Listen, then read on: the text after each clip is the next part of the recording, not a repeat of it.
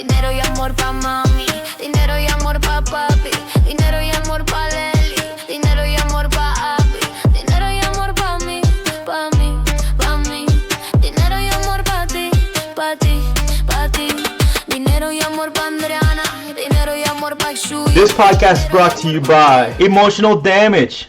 All right, so the topic today is comedy.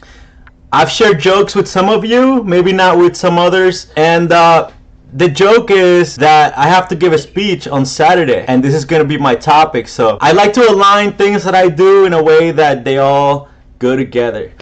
Comedy. What is comedy? What makes us laugh? Why is it valuable for laughter to happen when we're with people, our friends, and when we're alone? Like, why is laughter important? Here are some frameworks that we can play in. Number one, the framework, in a brainstorming session, we have a clouds in the air, and then we have a farm, a garden, and a house. The farm represents emotions, emotional intelligence. It represents the thoughts, like IQ. The garden represents the feelings and emotions, emotional intelligence. And the house is where we come in and we process everything. So right now we're in the house, and we're gonna play also with depth mastery. So going deeper and then going to the surface. A surface might be like small talk. Medium level could be like feelings and thoughts. And then the deepest level will be from the seat of consciousness. Like, what would be that perspective from the seat of consciousness, or the seat of the soul, from the depth of your being? So to get started, I have a question, and we'll go over 20-30 seconds each, and then just tell me, what is comedy for you, and why would it be important for you? Let's start with Kevin McLaughlin.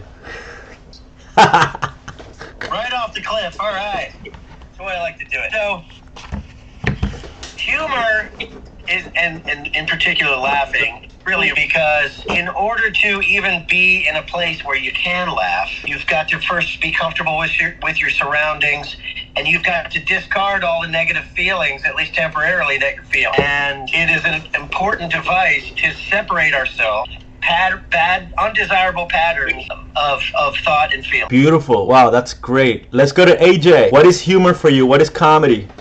Great question. I wasn't expecting that at all. But for me, when we can make people laugh, essentially what we're doing is changing their focus, and we're changing the state of being that they're in. You know, a lot of people live in a state of fear or anxiety or pain or suffering, and when we can, you know, and I talk about, we have voices in our head a lot, and those voices in our head, you know, they tell us that we're not good enough, we're not smart enough, we can't do it. But if we use comedy, like humor, and we acknowledge those thoughts, but then we laugh about it and say, that is so funny, but the truth is, I'm actually great. I actually make a difference, and we can laugh about our mistakes instead of, you know, feeding into them. It changes the way we feel about things. And comedy is great. I work with a lot of kids, and, you know, they make me laugh all the time. So if I'm laughing, they're laughing. It just changes the interaction a lot. Beautiful. Let's go to Anna. What is comedy? What is humor for you? Comedy, it's more than entertainment. It's an emotional tool because it has the ability of detaching us from our stresses, from our problems, anxieties, and take us to a happy place.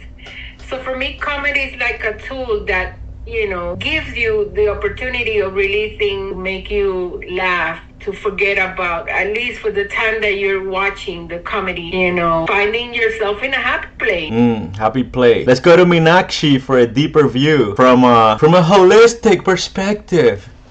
Yeah, thank you very much. So, I assume a lot of us are aware that in yoga we use laughter as a therapy. Just not the laughter that we see from outside, it actually does a lot to our body and our brain. The laughter, that vibration, that frequency, it lowers our cortisol level to begin with. And when we are in the process of laughing, it involves full diaphragm breathing. So people who are like mostly stressed out, not exactly stressed out, but they are operating from their sympathetic nervous system. They are mostly into fight or flight mode. Probably people who deal with a lot of decision making, or they are in a role where they have to prove their seriousness so that people take their work seriously, and they avoid laughing, or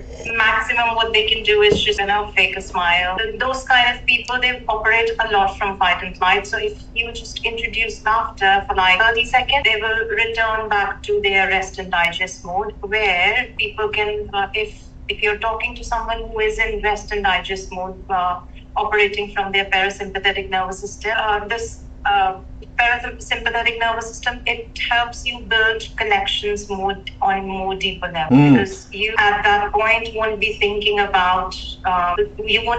from your fears. Instead, you will develop more trust. For those of you who need an interpretation, if you don't get the accent, like this isn't that a British accent? No. Or what is it? What's the accent? Probably mixed. I am actually from India, so. Okay, bet.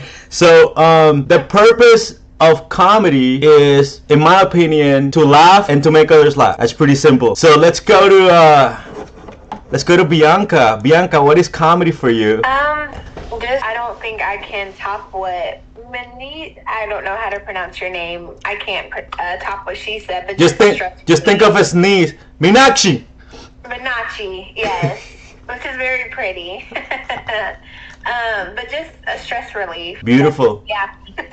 Hiromi, what is comedy for you? What is humor? Yeah, so I also think humor can give fresh air to serious or stuck situation of the client. It helps them to feel more relaxed, and then they can start moving again. But what is it for you though? What is comedy for you? Like for Hiromi, what's comedy for you? What is humor? Maybe making space in my heart. What? That's serious. That's the best answer, and that was impromptu. That's great. Bilinda, the topic is comedy. What is humor and what is comedy for you? We're doing 30 second answers to start. Whatever makes me laugh. Yes, and Malisha, if you're ready, the question is, the topic is comedy, and the perspective is, what is comedy for you? What is humor for you? In 30 seconds. Crap, I'm not ready. All right, she's not. All right, well, let's move on. So here are some types of comedy that I compiled with my research, with my brainstorming and masterminding, and super genius computer ChatGPT. I have compiled, so there's different types of comedy. There's physical comedy, for example. Let me just pin this real quick, because I have a physical comedy. It's like if I pretend to sit in an invisible chair and then I keep falling out of balance. So if I'm like, that's like a type of physical comedy. Let's say pretends to sip a drink and then violently flinches like it's lava. So if you're like, that could be the type of comedy, physical comedy. Then there's group roasting, where like, let me see here. Y'all laugh like you're the boss in the room. Blink twice if you're under surveillance. Y'all ever seen a group selfie where the only person knew that it was picture day? Let's say an acting out scenes. It's another type of comedy. So acting out scenes. So you say a toddler says, "I'm not tired," and then falls asleep. Or a friend at 3 a.m. says, "Bro, I'm outside. Open the window." "No, not that one. No, bro. No, I'm in a bush." Then there's repetition rhythm. So like, I wasn't ready. I'm still not ready. I cleaned. It's still dirty. It's always dirty. And then callbacks. Like when we call back, like we lost Maria like 15 minutes ago. She's spiritually in another Zoom. Oh, y'all remember the time 10 minutes ago when you had dignity? Yeah, that's gone. So these are just some examples of types of comedy that I compiled. Let's start the second round with what is your favorite type of comedy and why? And let's start again with Kevin. Kevin McLaughlin. Oh, I think you're muted, or if you're not ready, we'll go to AJ. Let's go to AJ. So my favorite type of comedy is I like watching comedy. I like watching, funny shows and things like that because it makes me not think about what's going on and I'm just present to it. But I also find a lot of comedy just watching kids and, watching them play and, they're just so free. And they don't really, care about the outcome necessarily. They're just so present in the moment. So, like the other day I was at dinner with my cousins and his kids, and, we just poured a glass of water on like my little nephew, and he, instead of getting annoyed, he laughed. And his way of comedy was to pour it back on us. So I like seeing things like that, people laughing in the moment. That's my favorite type of comedy. In the moment. Yeah. All right. Let's go to Belinda next. What's your favorite type of comedy and why? So my favorite type of comedy, it historically has been a few. I love comedy, but Eddie Murphy is my favorite comedian. He is a fantastic storyteller, and then also he really is he said some outlandish things that I would never say. So like Cards Against Humanity, that kind of game, I think it's really funny because I wouldn't say any of these things in real life. So I'm like, oh my God, someone's saying that out loud, and it's funny. I feel like the people that think that game they're like, oh, this isn't funny. I'm like, well, I don't know if I can hang out with you if you don't think this is funny. Do you say these things on a regular basis? So I like the outlandish things that people would never say, and I think that's comedy's supposed to be funny and not so serious. Yes, not so serious like Kevin. He said he managed to get unmuted. Let's go, Kevin. Sorry about that, but as a songwriter and a wordsmith, my favorite kind of comedy is when you use language unexpectedly, where you're leading someone to a predictable response or set of words, and you totally switch it up. That's my favorite kind of comedy. And by the way, just as a side note, Kevin's got the best pauses in the game. If you're gonna notice throughout the call, the best pauses in the game. Just as a side note. So, all right, let's go to Hiromi. What's your favorite type of comedy and why? I like when two guys are talking. Actually, my next hometown is Osaka. The Osaka, the comedy level is very good, and I like that situation. Like for example, maybe one guy is a teacher and one guy is a student. They try to talking in the school. I like that. Maybe the one guy makes silly joke and the one guy give up the reaction. I like that. Nice. All right. Yeah. So this is the beautiful part about like a brainstorming session in a group, because we get to see different perspectives from different areas. Like Hiromi is in Georgia, and she's Japanese. So like, how often do you get the perspective from somebody on the other side of the world? Like, she's in Russia right now. That's what a blessing we have here on that. Let's go to Anna. Anna, what's your favorite type of comedy? I love Jeff Dunham, the way he interacts and makes you laugh with the puppets and the movement of the puppets. And I'm very visual, so I love his comedy. And also I like comedy who make fun of cultural things. Like I'm Spanish, I'm Dominican, and there's people that do comedy just by exposing, let's say, how my mom raised me, and the famous chancleta, that throwing that all Spanish moms do. So I like things that like seeing them transmit the energy of funniness that makes me laugh and crack up, because I'm normally happy, try to be happy and positive as I am. So I like to see things that are visual, that I could see and make me have a message that makes me, it's funny. Yes, visual comedy. I'm very visual too. So if I can't really see it, then let's go to Meenakshi. Meenakshi, what's your favorite type of comedy and why?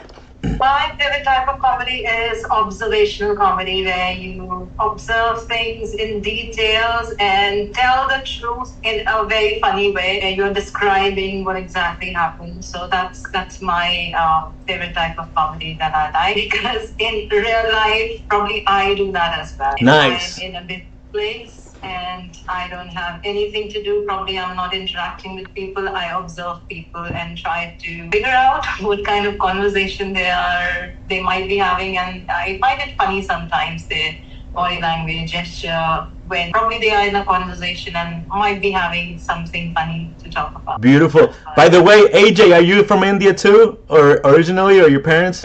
My family are from India. I was born and raised in London, but I live in Orlando now. But I go to India a lot. I've been 3 times so far this year. Wow, look at that. We made an Indian connection here. Wow. So Florida too, by the way. Oh, whereabouts? In Pembroke Pines. Oh, nice. I'm in Celebration in Orlando, near Disney. Anybody else from Florida down here? Florida here. I'm in Vero Beach. Bianca is in Kansas, and Hiromi is in Georgia, in the other country of Georgia. And Kevin, are you back in Florida? Kevin's in Florida, maybe. And I'm also from Florida. Malisha's in Florida. Monica is in Dubai or Romania, one of the two. And let me see. Anybody? Yeah, I lost track. Oh yeah, so Monica. I was born in Florida, but I live in New York now. Damn, you did it the opposite. My hometown. But I know where Pembroke Pines is. I lived very close to there when I lived in Florida. Nice. So, okay, so Monica, we didn't go to you. So, what's your favorite type of comedy and why? First of all, I think sense of humor is very important. To me, personally, it's very important because it connects me and it shows a sign of what you call genuinity, and it shows a sign of intelligence. People who can have fun, make jokes, and so on. As in terms of comedy, I think I navigate from George Carlin to Russell Peter, but I don't have a particular, favor of all time. But I used to like George Carlin a lot, and I used to like at some point Russell Peter, and I think the nominator is Robin Williams. Okay, yeah. Nice. That's a third Indian in the conversation.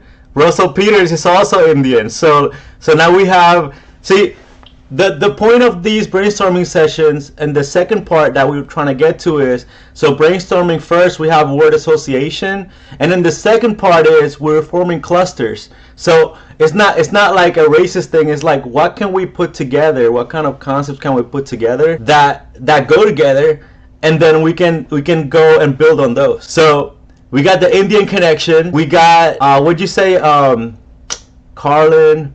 Okay, let's move on. Let's move on to who? Oh, Malisha. Malisha, what's your favorite type of comedy and why? The one that I can relate to is Bridesmaids. Bridesmaids. If anybody has watched Bridesmaids with Melissa McCarthy. Okay. Bridesmaids. Have you guys seen that? Right. I mean, it's just like, just how people can be so petty. And another one that I liked, and I don't know if he's really a TV star or actor, but Lewan, I think he is. He's makes fun of Hispanic, and he goes through the whole carousel role of different things, how, as Anna had mentioned, how our parents, with the chancleta, the flipper would find its way somehow across the room or around the doorway, and they could hear through the door, and they're like, what did you say? And you're like, oh, nothing. So, yeah.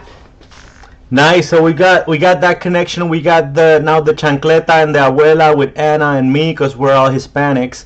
So we got the Indian connection, the Hispanic connection, and let's go to, wait, everybody went, right? Or who is anybody? I didn't go, but it's okay. Okay, Bianca, what's your favorite type of comedy and why? I shouldn't have said anything.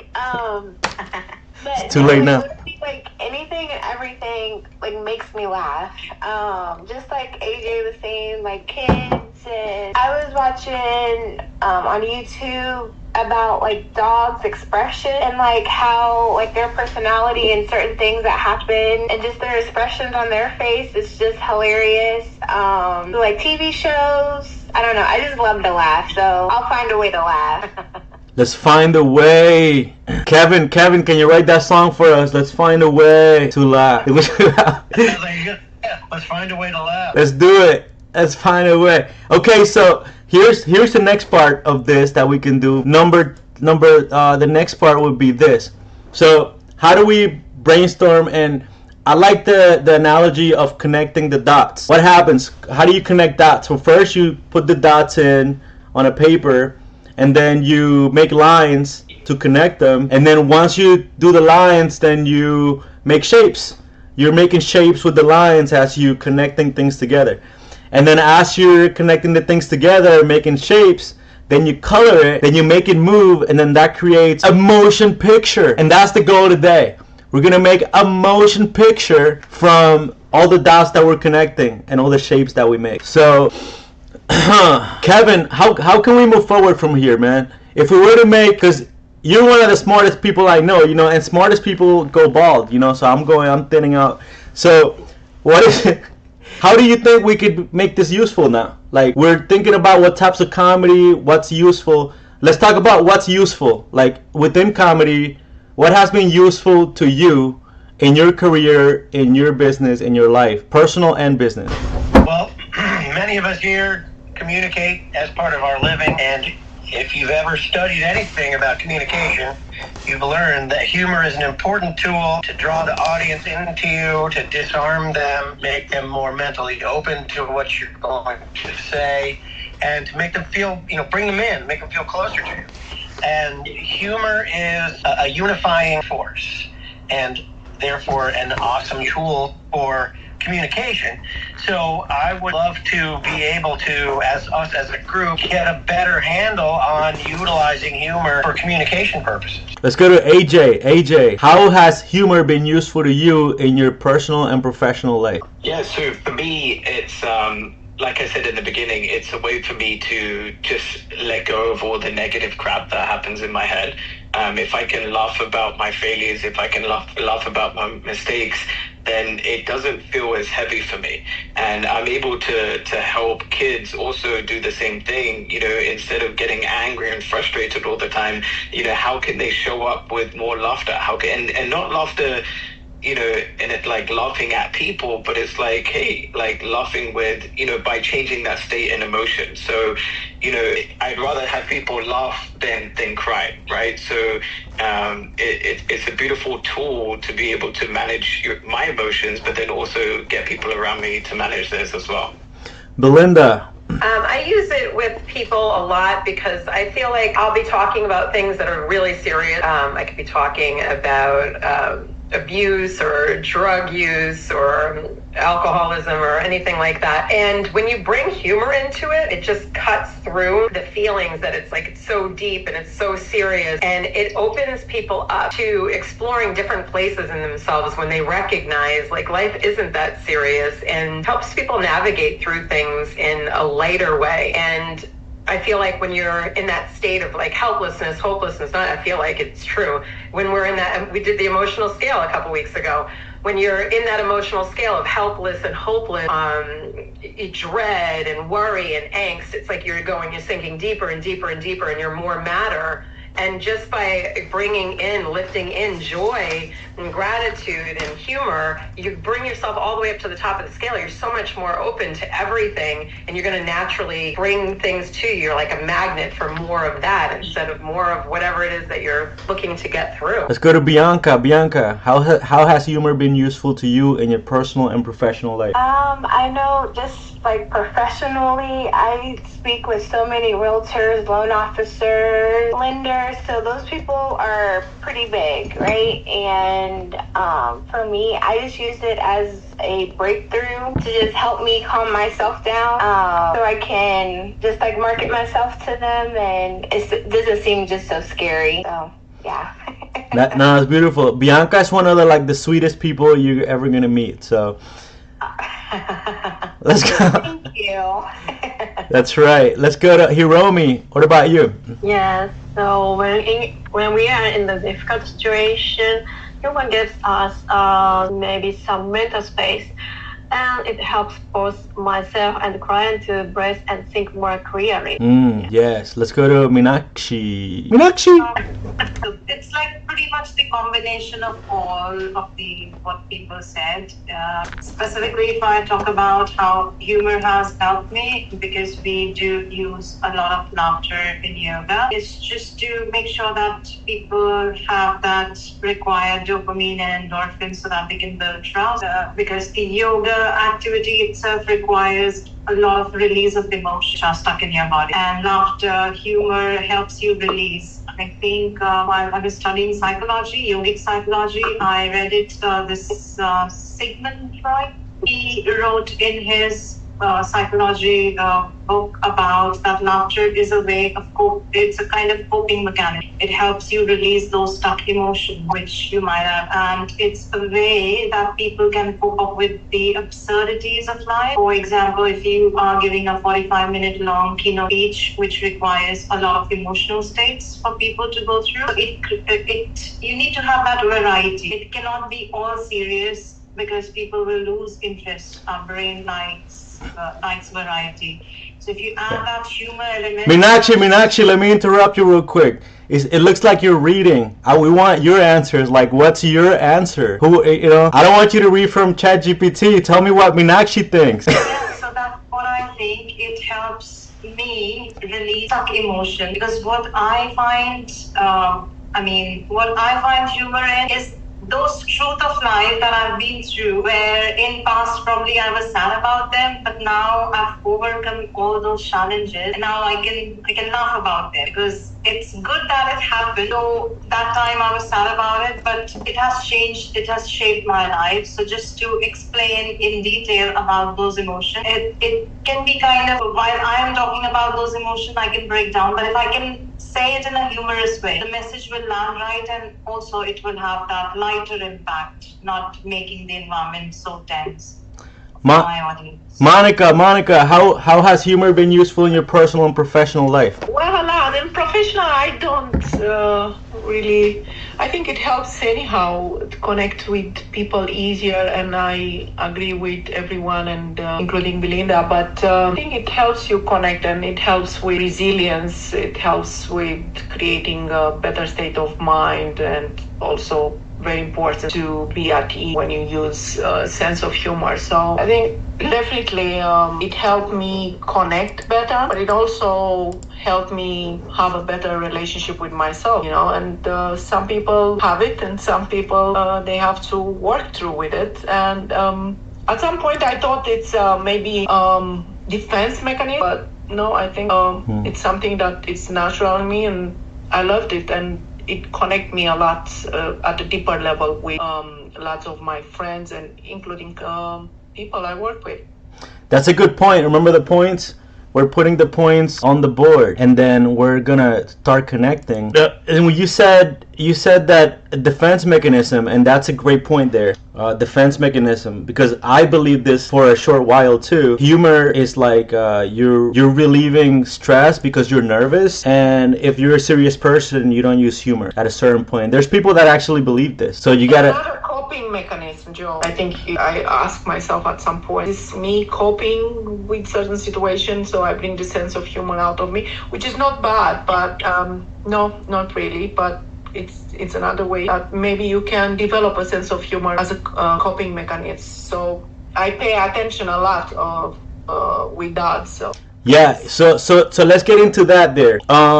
Let's talk about the parallel and the juxtaposition, big words, the paradoxical relationship between like humor as a coping mechanism and humor as a beautiful stress reliever, oxytocin, what is it? Positive hormone release in your body, So Hiromi, what do you think about that? Like between do you use humor as a coping mechanism sometimes, and also as a really, really, really amazing feeling creator? Your question is the connecting the two things. Is that correct? Yeah, like how do you use do you sometimes use humor in a coping mechanism as well as in just a positive emotions creator, like creative positive emotions? I think so. Creating the motivation, creating the positive motivation, and also make the space and I think expand the availability for our thinking. Then can make a new idea sometimes. Beautiful. So Måns, welcome. Måns here. Måns, that's my friend Måns from Sweden. Man, so the topic is comedy, like I told you, and then we're talking about how has comedy been useful to you? And then the question we're on right now is, have you used comedy as a coping mechanism and as a useful just way to gather positive emotions? Hello. Yeah, I guess for me, like I often just use comedy like in like social context to like create better, joke about stuff to create like fun environment to like break the ice, I guess, or like create some funny perspective to just, I don't know if I have done it in a coping mechanism style. I know that I have seen that in like many people can, or like I've seen when people joke like on the expense of others, or like they want to get something out, like more like in a way that is not really funny, that is like always has an expense in the external world or something like that. But I don't really think I do that. Maybe I can do like some crazy jokes sometimes that don't always fit the environment, but I think I use it pretty good. Yeah. I do it. I do it all the time. If somebody's like, if the mood is awkward, then I'll usually say something funny that's funny to me to release my own tension. That's a coping mechanism, which actually serves to alleviate the whole mood of the room, as long as they don't get offended, because I could sometimes say things that may offend other people. So let's go to Anna. Anna, you haven't went. Hi, people.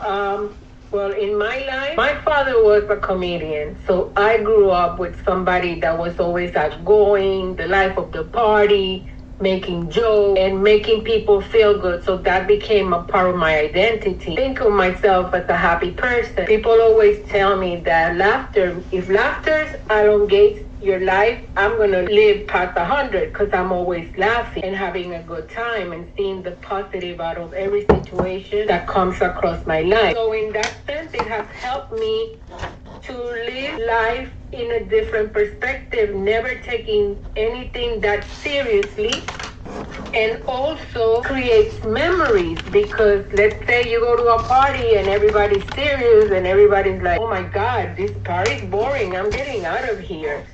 But it's contagious. When you laugh and make people, laugh, that has the particularity that it changes the atmosphere, and people start laughing because you are laughing.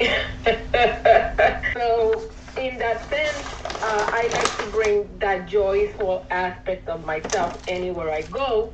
In business, help me build rapport with clients. Remember that always people remember how you make them feel, especially when it's the first interaction that you have with them. And sometimes people are nervous, uptight, thinking about their own situations, and they're not bringing their best attitude. So for me, it's like an icebreaker when you have a meeting with a client and you try to say something funny without offending them. Because that's another thing. Cultural barrier can make a joke be offensive to other people. So you gotta have that ability to read the person and say, okay, I'm gonna laugh about it. What am I gonna say to these people to break the ice? And get the communication channel flowing.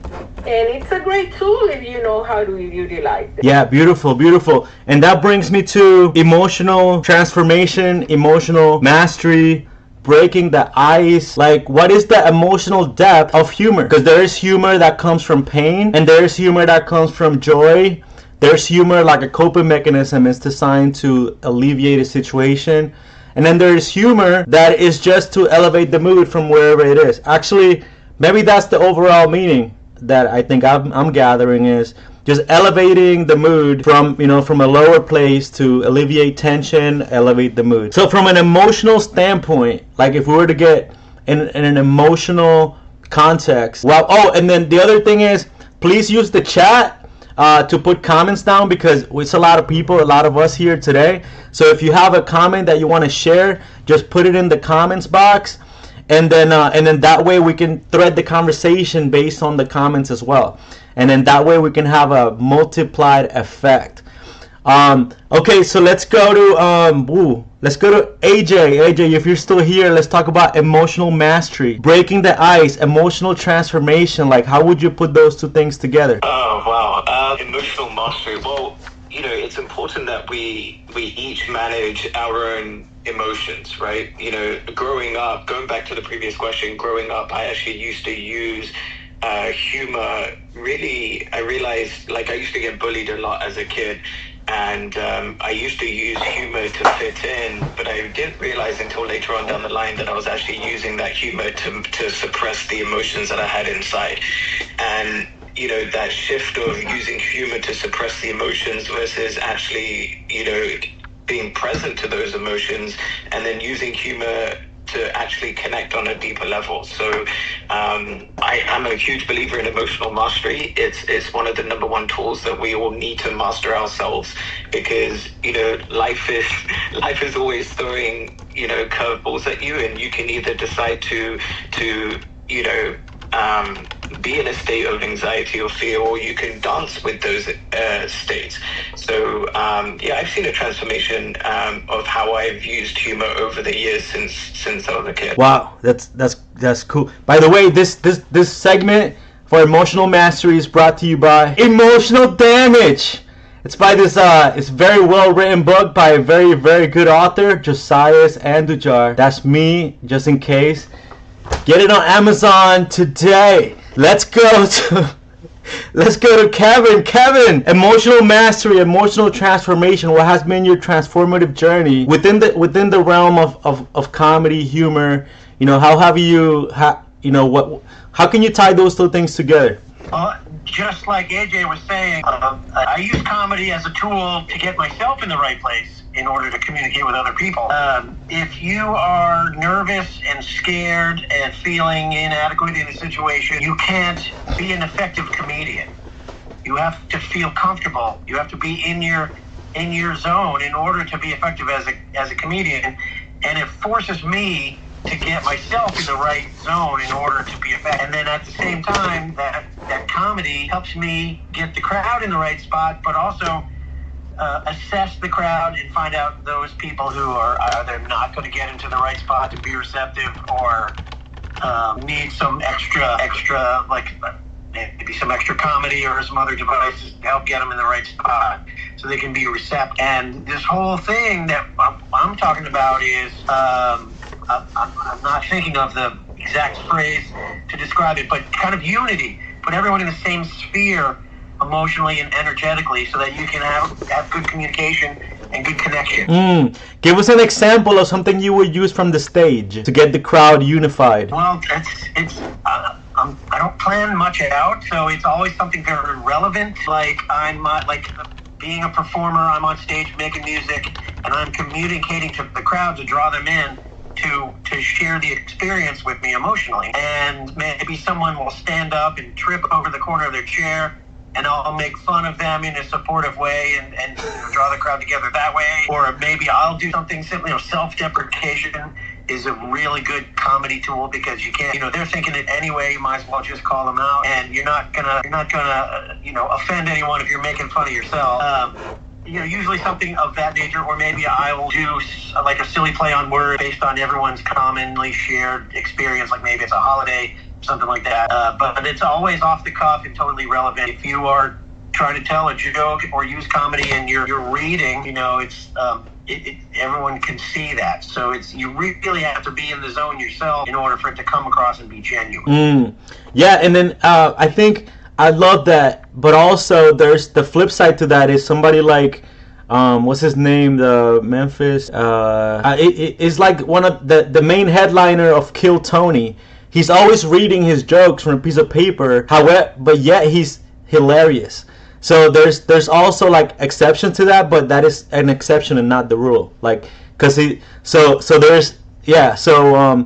let's go to Malisha. Malisha, what do you think? What is the emotional mastery aspect for you? How can you put those two things together with your emotions and humor? Honestly, I think I have used, a lot of comedy as a tool or way of deflecting something that I was going through. relatable to the past. It's, I really, it's been emotional, like trying to master your emotions.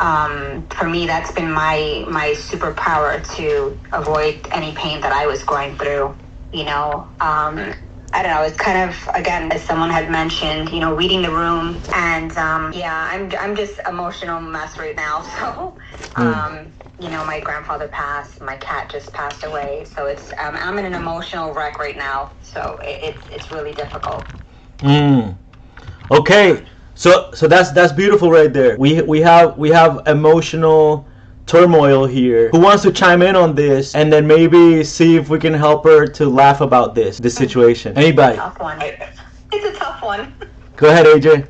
The only thing I would say, I'm sorry that you lost your grandfather. I'm very close to my you said grandfather, correct, Malisha? My grandfather, and I just lost my cat too on Sunday. Cat. Yeah, he was my boy, and my grandfather lived an amazing life. He made it all the way to 98, shy 6 weeks of 99. So he lived a very, very beautiful life. But it's just like one series of events, okay, my grandfather died 2 weeks ago, and I lost my cat Sunday, and he was just, I guess, like another child for me. So bearing the hurt, it's a tough one because my home feels empty. Yeah.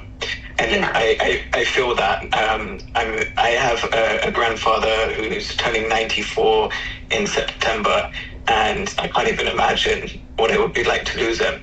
But in the moments that you think of him and your cat, instead of thinking of the loss, and it's really difficult to not think of the loss, but, remind yourself of all the beautiful times that you had with him, all the great memories that you had, all the laughs and jokes that you shared with him, maybe, watch some old videos that you had with him, and I'm from a place of, he's in a beautiful place. They're both in a beautiful place. And remember all the beautiful times that you had, because those times are still there. If you remember them, they'll always be there. And they'll always be in your heart. They really never leave, unless we choose to let them leave. I agree.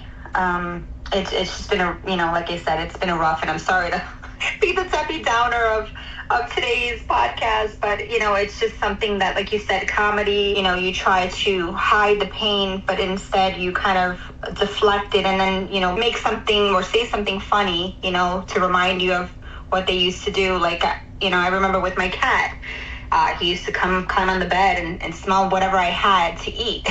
So I'm like, okay, who's gonna jump on the bed now and smell my food? And with my grandfather, I used to sit on his favorite recliner and watch baseball with him. And those are beautiful memories. Something that in today's culture, as I mentioned, I'm 51 years old, and today's generation, it's not like old school. We in our culture, whether it's Hispanic, Asian, Indian, whatever community we are in, we had valued family.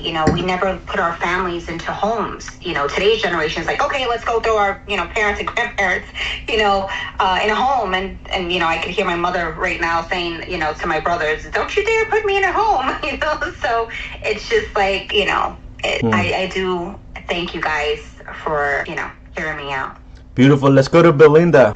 So I was saying in the chat that when we feel like we need to make someone laugh, that goes back to the question that you originally said about emotional mastery. Like, is that emotional mastery? That would be the coping mechanism, because we can get what we want to bring her out of the feeling. But the truth is, if we don't feel the emotion of something, that's where we get those trapped emotions. So taking time to honor it and not needing to live in that space, not making that a new habit, but honoring your body. What is it that you need to feel? And then you come on to something like this, or you need to work. So what emotion would serve you? I don't know that it's laughter. What emotion would serve you to be in? Is it a place of peace? That's usually where I can go. Being present or being peaceful will bring me to a better state than feeling like I'm in a feeling of loss or abandonment or whatever gets brought up when we feel like we don't have something. And also choosing the words around things.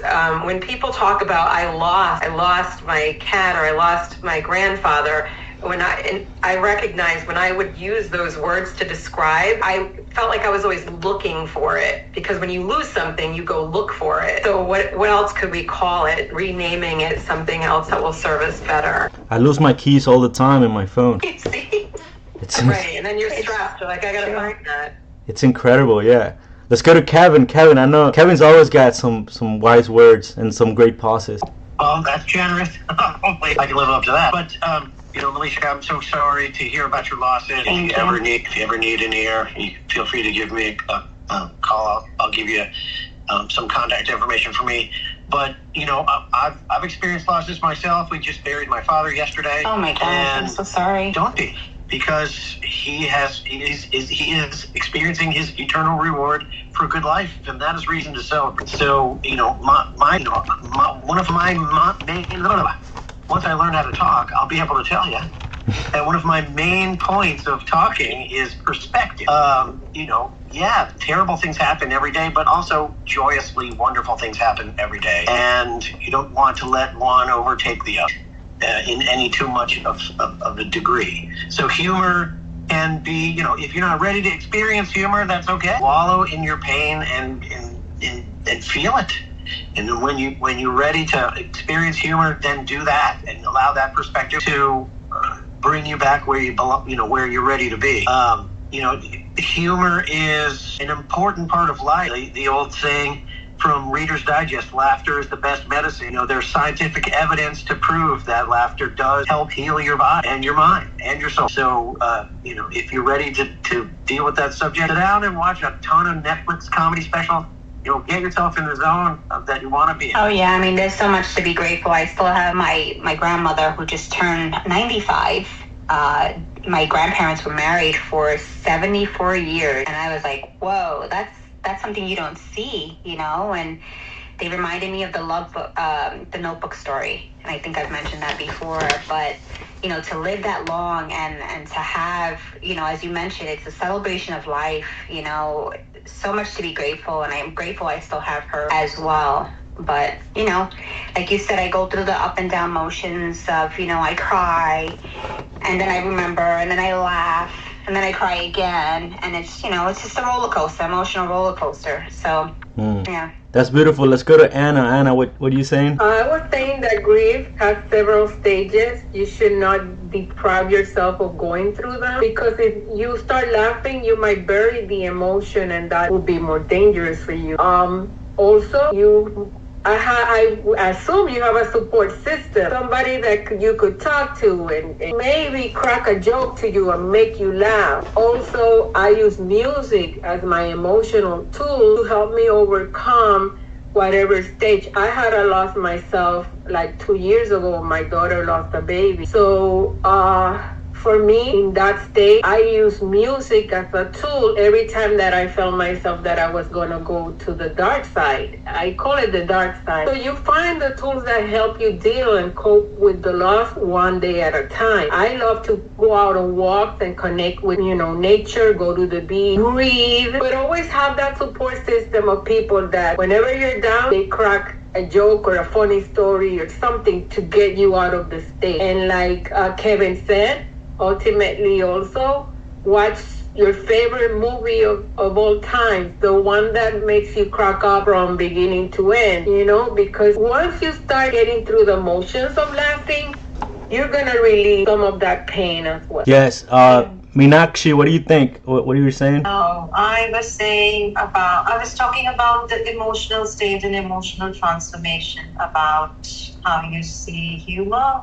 Because I've been grown up in a family where the love language was roasting someone. That's how the initial humor for me was. So, which is why I think I'm a serious person, because the level of meanness that I've seen and people roasting me as their humor, I can't be mean to somebody. So even what I observed as a kid is people who had this element of humor in their conversation, they were more likable in the family. Somebody who can crack up jokes, who can tell stories which were funny. People used to like them a lot, whereas if I am talking and I'm sharing a very general, usual day, some incident that happened, which involves no humor, probably the style, how I used to talk, it used to bore people. Everyone would shut me up, and the people who were roasting someone, they were more likable. People wanted to hear their story. So, which is why I think I have acquired that trait of being serious, because I can't roast people like that. And during my transformation, how I see humor is something which is observational, it's very neutral observation. That's something I can laugh about. But if people are roasting, specifically women, how they look,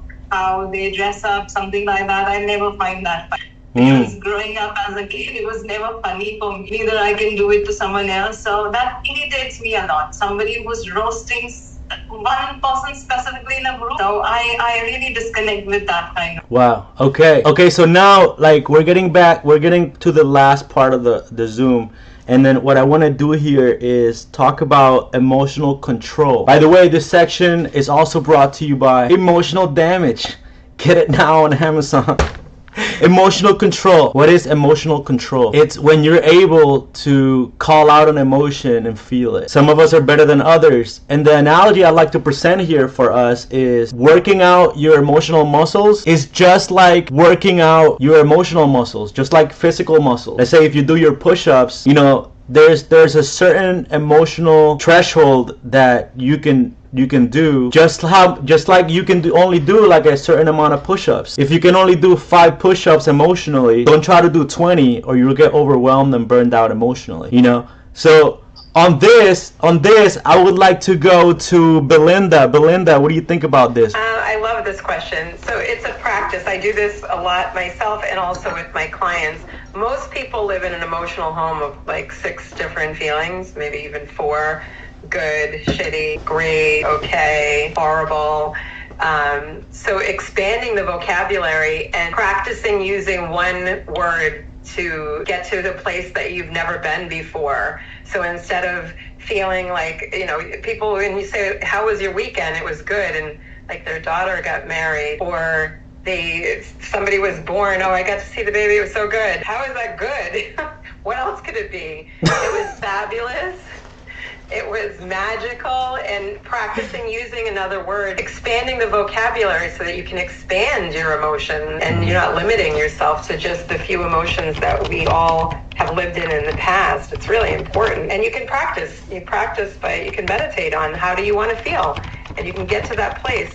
We've done, I don't know how many people have been here with Tony, but Tony Robbins has people, sometimes you're laughing, you're laying down the floor and he does this thing with laughter, and all of a sudden everybody in the place is laughing for no reason, and it's infectious.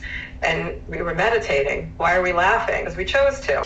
Beautiful. Okay, on the meditation part, I want to go to Måns, because Måns is a meditation instructor. Måns, what do you think like about what she said, expanding the vocabulary and then meditating on expanding your emotions by expanding your vocabulary and the concepts that you're able to visualize? I was thinking, like, when it comes to emotional control, I also thought about, you know, the capacity to observe ourselves. For example, when we feel things, we can often like act on it, or we navigate our life directly, like a reaction. But sometimes, you know, it can also be good to create this like distance, you know, to be able to observe the emotions, you know, and act according to, that self-awareness, you know, because sometimes, you know, the emotions we have is probably not the best to express in a certain situation, or sometimes when we feel things, I guess, like, we also need to be able to act regardless. I mean, like, for example, if we feel like, you know, maybe fear or something, we can acknowledge that and feel that, but also the capacity to push through it and act anyways. That can also create like a development and also then reshape, you know, our emotions down the line. And, you know, also with meditation, I think you can also generate emotions, like the same thing with thoughts. You know, you can create like affirmations or anything. You can also generate like emotional strength or emotional, like any kind of emotional skill. Like, for example, if I say like the word strength, you know, you can at the same time like try to feel that energy, or like compassion or love or like peace. So I think we also have the capacity to restructure our emotional, you know, body, but I also think it's important to feel what kind of emotions we have inside us to process them, like the other people said. Like, for example, when I feel like overwhelmed, it can actually be good just take it easy, feel it, and probably listen to some calming stuff. And then after a while, I would feel like it would be more like peaceful and healed. So I think that is also a process of the emotional body. And I think that was a little bit. Beautiful, beautiful. AJ, let me hear from you. Yeah, absolutely. So thank you, Bilinda, for what you shared. My very first Tony Robbins event was 9 years old. So about 23 years ago, 24 years ago. And I actually worked with Tony Robbins as a national speaker and corporate trainer for 4 years. And one of the many lessons that I learned from my work with Tony was a very simple concept. It's impossible to be grateful and fearful at the same time, right? It's impossible to be happy and anxious at the same time. And so most of us have been conditioned, like our emotions have been conditioned, ingrained in us since the age of 5 and 10 years old, right? If something happens, we're either going to react or we're going to respond. And so you have to become the master of your emotions. You have to physically, like there was times where I used to be in a state of fear and anxiety pretty much all day. And not just fear and anxiety, I used to be angry. I used to be frustrated. I used to blame all these other things. And I was like, AJ, this isn't serving you. And so, I used to practice gratitude 15, 20 times a day. I used to have an alarm every hour and actually do a gratitude exercise. And I trained and reconditioned my mind to focus on the most important things for me. So, if there's anything you take away from this it's like you are in total control of your emotions and you have to train yourself. So, focus on the things that are working for you. Focus on the things that are around you. Be grateful for even the smallest things. If you can truly be grateful for your hands and your eyes and the laptop that you're using right now, when you build that muscle of gratitude, it's a muscle, right? Nobody can go to the gym once and be fit for life. Otherwise, we'll all be fit and healthy. But, it's the same thing with our emotions. So the more time and energy you put into, creating stronger emotions that push you and make you feel great, it will eventually become part of what you do every single day. That's all I wanted to share. Thank you so much. No, that's beautiful. That's beautiful. And then which brings me to, you talked about Tony Robbins, which brings me to Tony Robbins' whole shtick, which is minimizing pain and then increasing pleasure, pain and pleasure principle. So let's talk about emotional control with the goal of minimizing pain and increasing the pleasure. Let's go to Anna on this. Anna, you're unmuted. Sorry. My first advice is to be honest with yourself, because you cannot, if there's one person you can fool, is yourself. When you're going through something, you know the intensity of the feeling, so allow yourself to live it, because you need to go through that. You cannot put a stamp and pretend nothing is happening. So evaluate your emotion. What is what I'm feeling at this moment? And then flip the script. That's what I call it. Flip the chip, Okay, I'm feeling this and this and this way. What do I need to do to emotionally go to a better place? And Tony Robbins says it, priming is a great tool in the morning. Then you have affirmation. There's a video of a little girl that he plays on UPW, of a little girl that stands in front of the mirror and says, okay, I'm going to be great. I'm emotional. I have a big house. I love my parents. I do this. I do that. So talk to yourself in a happy way. It's like repetition is the master of success. I think we are all Tony Robbins followers here in this chat. And also, don't be so hard on yourself. Celebrate your little achievements. Because I was a victim of that. I find myself guilty that I would not give me the pleasure of celebrating the little accomplishment that I had in my life. So I learned to flip my chip in that sense and say, oh, today I'm going to be in Joe's podcast. Oh my God, I'm so excited. Because if you don't create that ambience for yourself, you cannot get it from anybody else. You have to, it's within you. And you have to do the work, and it's repetition. And the way you talk to yourself, the way you act, the way you move, whatever you say, it says that itself, where focus goes, energy flows. So, recognize where you're at and where you want to go emotionally. Go through the motions little by little. It doesn't have to be, it's not a magic wand that is going to happen overnight and I'm going to be happy dandy like that. No, you be honest with yourself and evaluate every day, brings on something new. Some new challenges, some new adventures, some experience. Something is good, something is bad. But ultimately, it's your decision how you're going to react to life. Bianca, what do you get from flipping the chip? What do you get? What do you get from that? Let me hear you. Okay, maybe we might have lost her. Okay, AJ's got to leave in like 5 minutes. So AJ, what do you get from that, from flipping the chip? Yeah, it's it comes down to, again, like similar to what Tony Robbins talks about, is the meaning that we attach to things, right? If we attach a negative meaning to something, we will then experience something negative. There's always a different lens. The way I speak to kids about it is like, imagine you're wearing glasses, and these glasses, you can change the glasses anytime, anyway, right? So there's always a different way of looking at it, and it comes down to the questions that we ask ourselves. Instead of, why is this always happening to me, or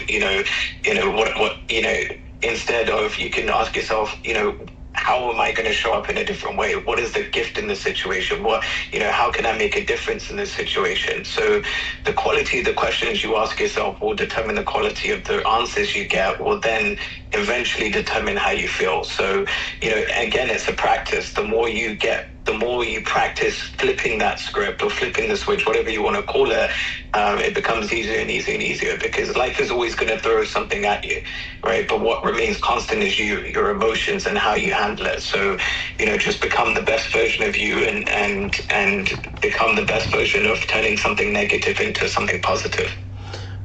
Which brings me to, now with that on the subject of pain and comedy, Robin Williams, he unalived himself. There's other examples of this. So, what do you make of that? Where you got somebody that's, a comedian, which his job is to elevate people's moods, but yet he was such in a dark place that he ended everything.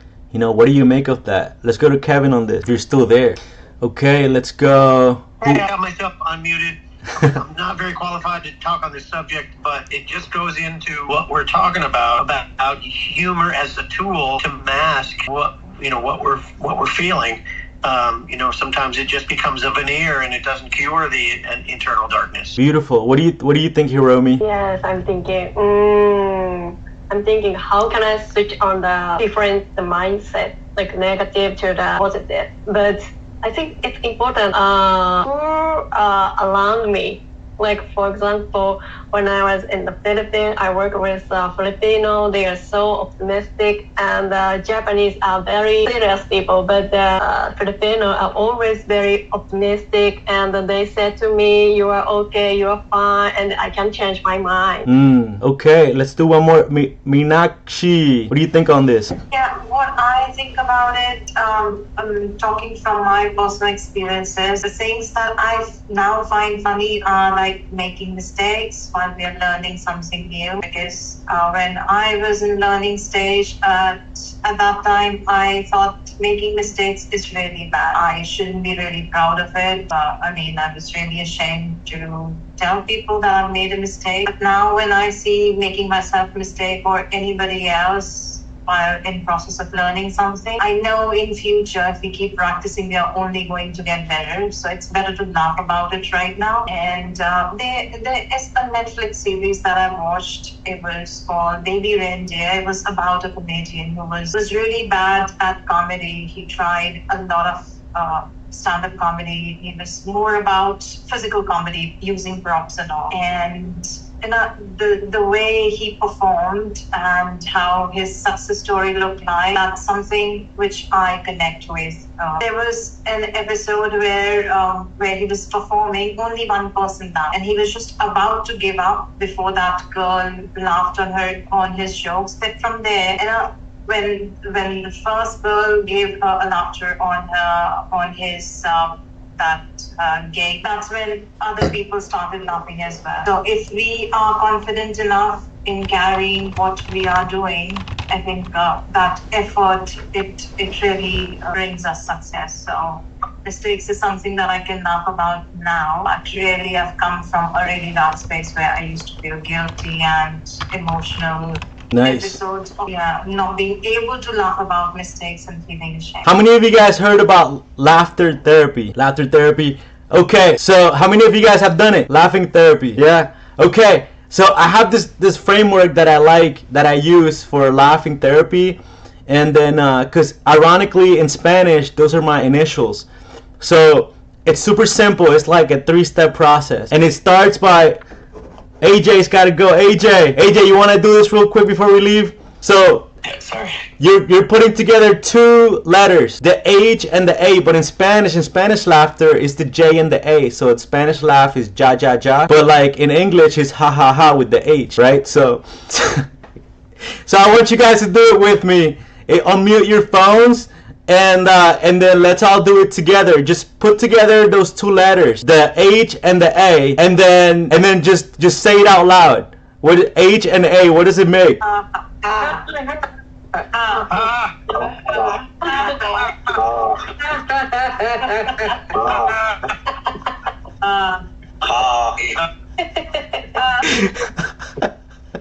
Okay, now do it twice. Let's hear you do it twice. Put together the H and the A.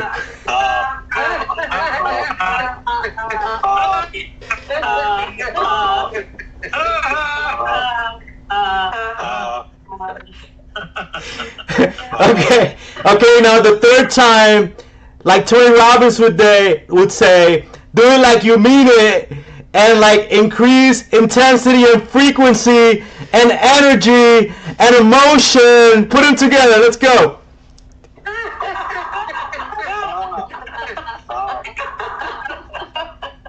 Louder.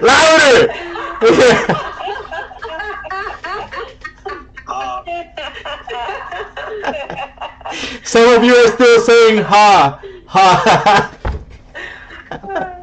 Okay, one more time. Let's do it even louder. More intensity of frequency and energy.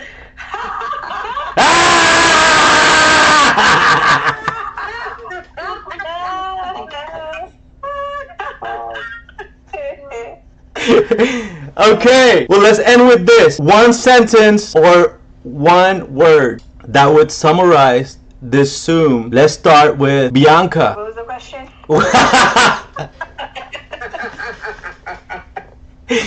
1 sentence or 1 phrase or 1 word that would summarize this Zoom for you. To sum up what? To summarize the Zoom. To summarize Oh, the Zoom. Oh, okay. the interaction, the conversation. Something that was needed. So, okay, it was only 1 sentence, but I would expand. Expand. Expound. Expound. Do you want me to? Yeah, go ahead. Okay. We still got 7 minutes. Okay, just some of the things that some people were talking about kind of resonated with me. I think I just needed to hear that for myself.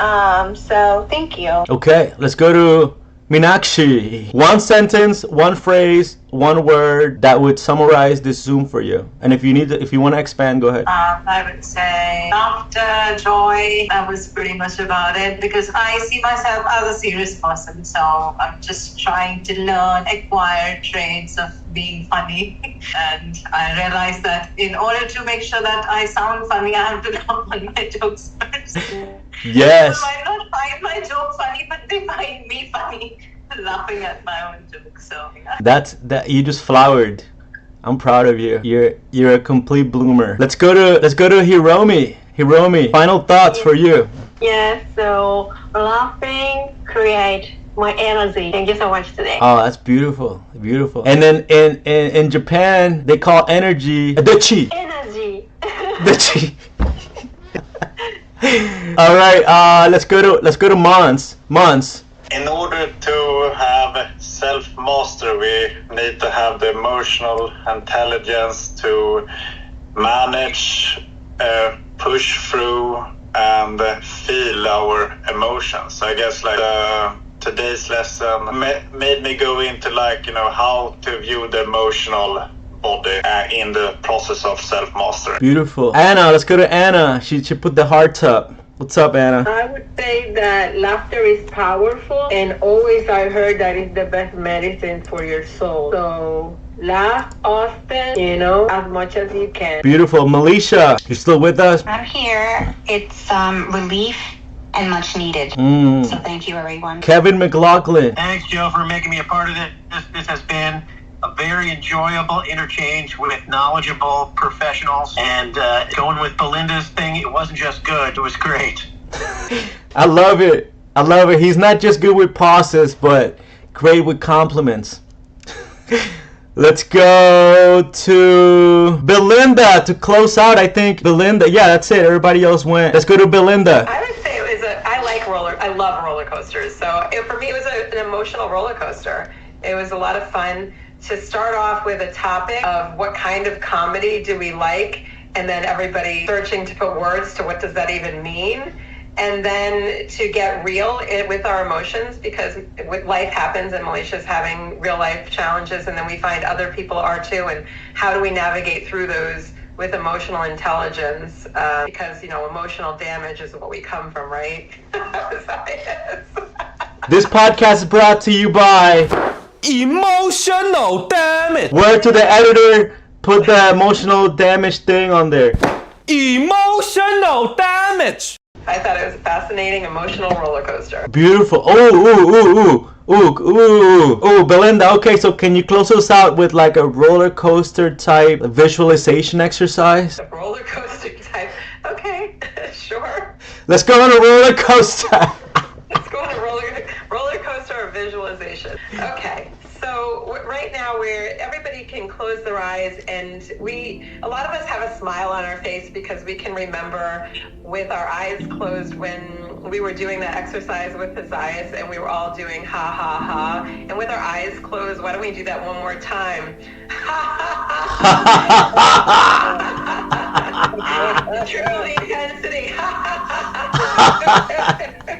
And remembering how great this feels, and knowing that at any time we can go back here, whereas a moment ago when we're sitting with Josias and he's asking us to wrap it up, and we might be thinking about what it is that we're going to say or how do we describe what we just went through. And now we can easily go back to that moment where we were thinking about the laughter, and we could just think about saying ha ha ha, and maybe it puts a smile on your face and brings some joy into your heart. And then you can go to a place where possibly you felt peace in your life. One moment in your life where you just felt peaceful. Perhaps you were walking in nature, or you were sitting next to somebody that you love, or you were writing or singing or dancing, and you were experiencing a moment of peace and noticing how that feels different than when we were laughing. How you breathe when you're feeling peace, how you hold your body, what your face feels like. You might feel a little bit looser than even when we were in that place of laughter. You feel like you're in flow. When you're ready from that place of peace and knowing that you can go to that place at any time, you can also go right back to the laughter with your eyes closed. Ha ha ha ha. Hear you saying 3 ha ha ha. Unmute your phones, unmute your phones. Unmute your phones and let's do it together. Come on. Come on, Bilinda. Prompt it again. Prompt it again.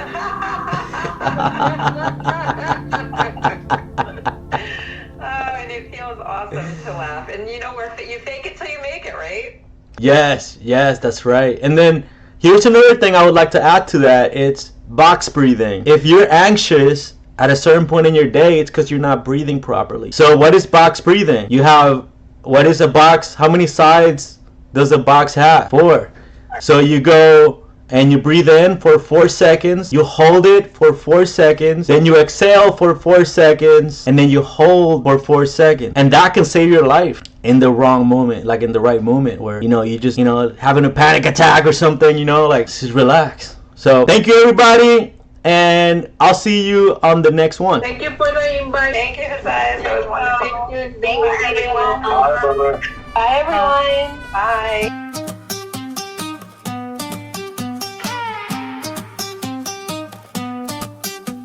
Dinero y amor pa' mí, dinero y amor pa' ti, dinero y amor pa' mí, pa' ti. pa' mí, pa' ti. Dinero y amor pa' mami, dinero y amor pa' papi, dinero y amor pa' Leli, dinero y amor pa' Abby, dinero y amor pa' mí, pa' mí, pa' mí. Dinero y amor pa' ti, pa' ti, pa' ti. Dinero y amor pa' Andrea.